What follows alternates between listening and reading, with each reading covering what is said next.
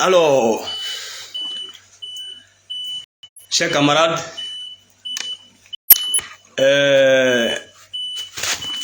tous les militants et militantes de la Côte d'Ivoire, chers amis membres de la Renaissance africaine et de Afrique Mon Afrique, je vous salue depuis Azopé, à Kanega Yapiko Bénin, encore dans cette vidéo, pour conscientiser, pour parler encore aux Africains, pour parler aux jeunes surtout.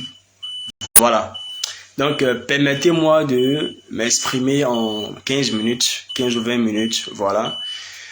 Alors, j'aimerais ici en même temps m'adresser directement à la femme d'une autorité que j'aime également et en même temps m'adresser aux autres leaders politiques. Chers amis, voyez-vous, c'est comme une coutume chez nous en Côte d'Ivoire et particulièrement en Afrique.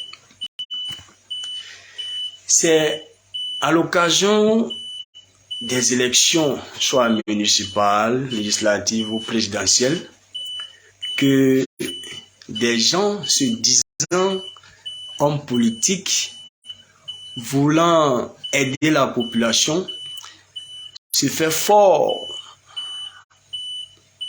de venir vers nous pour que nous puissions les hisser haut pour qu'en retour, ils nous aident.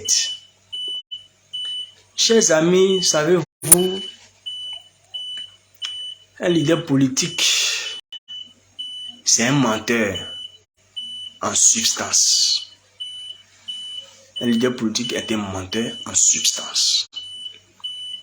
D'abord, il crée un parti politique. Savez-vous, lorsqu'on crée un parti politique, c'est pour lutter d'abord pour les intérêts du parti, avant de lutter pour la population en général. C'est le principe qui est là. Donc, du moment où les leaders du parti politique viennent vers nous, nous vendent de l'illusion, nous font des promesses, sachez que ils vont privilégier d'abord les intérêts de leur parti, de leurs partisans, avant de penser à la population. Et vous êtes bien conscient que depuis de très très longues années, on fait l'amer constat. Et en 2023, c'est-à-dire cette année, il y aura les élections municipales pour élire le maire de chaque commune. Hier, j'étais assis avec mes amis, mes copains sous l'arbre, en train de faire soirée pour l'anniversaire d'une de nos sœurs. Et voilà que Madame H. Patrick, dans sa voiture, disons, venue avec 3 voitures, garde 2 et elle fait sillonner une voiture un peu devant, enfin elle avance. Et à pied, je ne sais pas où elle partait. Et balance des billets, je crois, 40 ou 50 000 aux jeunes qu'elle a trouvés. Je ne dirais même pas des jeunes, des enfants. Et bon bif, elle est partie. Je apprends que cette dame veut se présenter pour être maire d'Azopé. Mais, maman, où étais-tu avant? Azopé est aujourd'hui une commune délaissée. Hein? Elle a toujours été délaissée parce que H. Patrick lui-même, il n'a rien fait du tout pour nous. Il n'a rien fait du tout. Aujourd'hui, tu veux te présenter pour être maire. Qu'est-ce que tu as fait pour les jeunes d'abord? Les jeunes sont vraiment des diplômés, d'autres ont des BTS, d'autres ont des licences, d'autres ont appris des métiers, la menuiserie, la maçonnerie, etc. Qu'est-ce que vous avez fait pour les jeunes? D'abord, moi je déplore l'acte qu'elle a posé. À Azopé, nous les Aké, nous sommes démocratiques.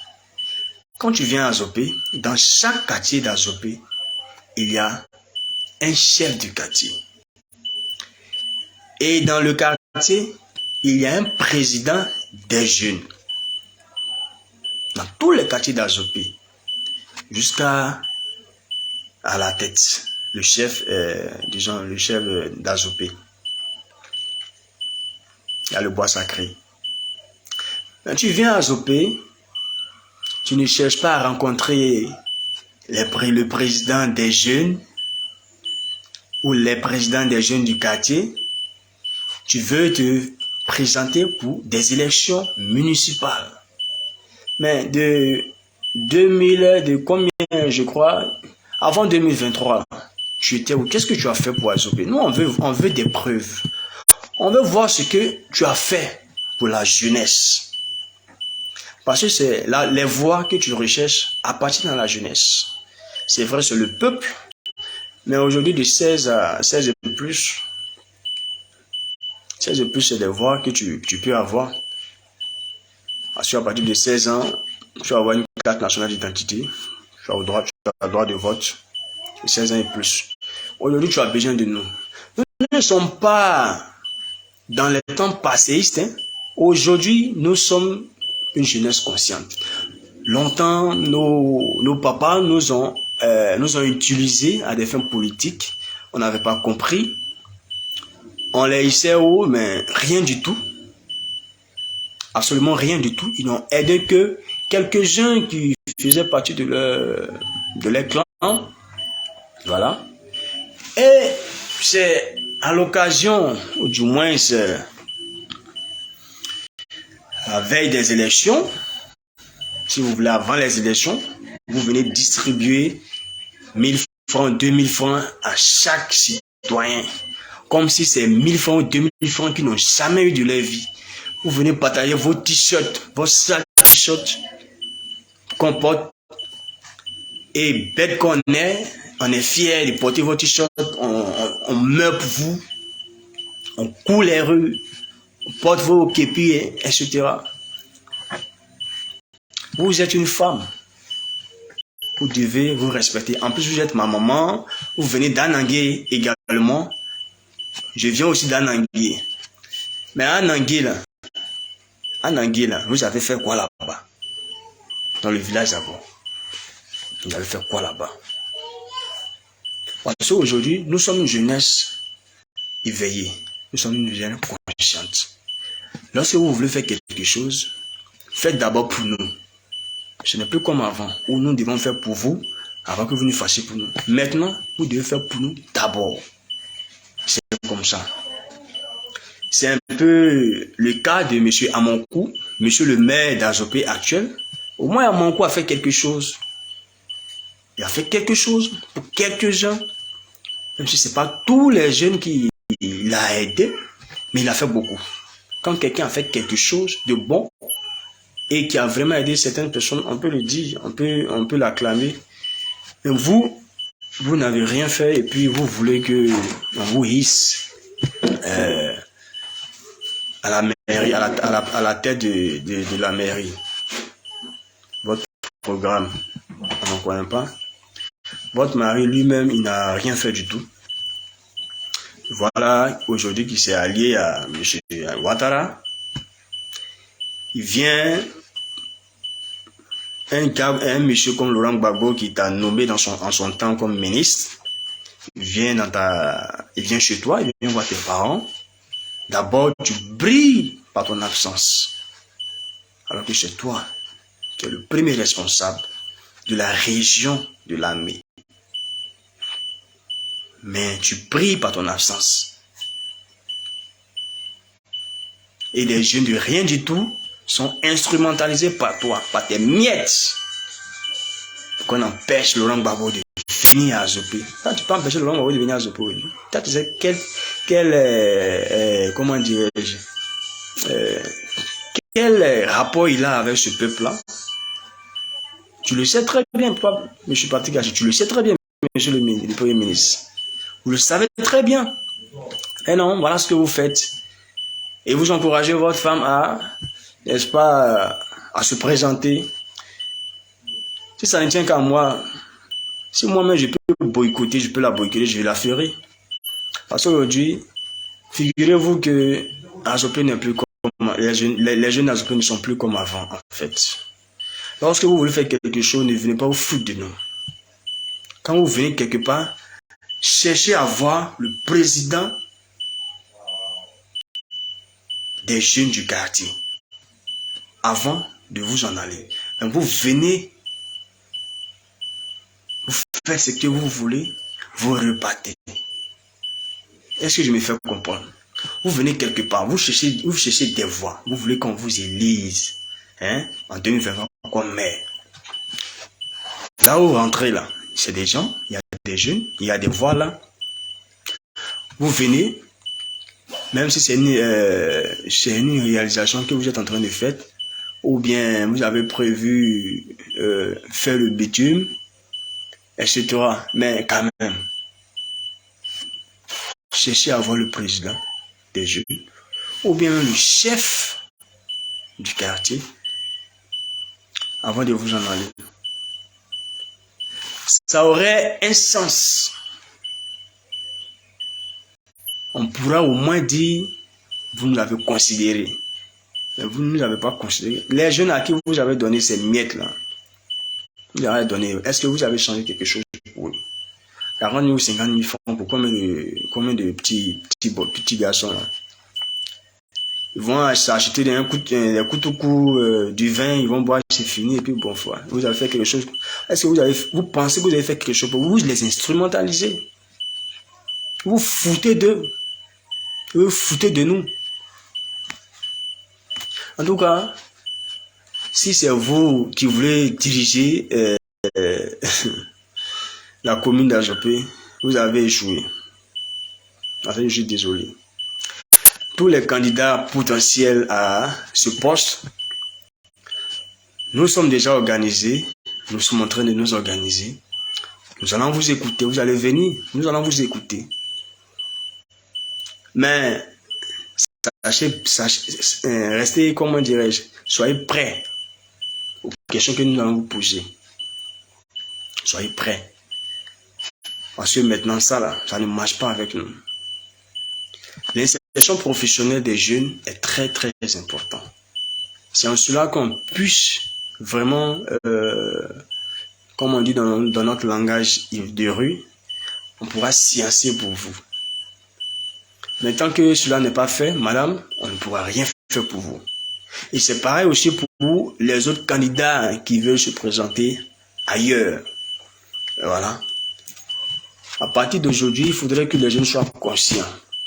Il ne faut pas placer des intérêts égoïstes, n'est-ce pas, dans ces différentes entités-là. La mairie, l'Assemblée nationale, la présidence. La base des gens, c'est la mairie. La mairie, vraiment, le maire a deux fonctions. Une fonction administrative, une fonction politique.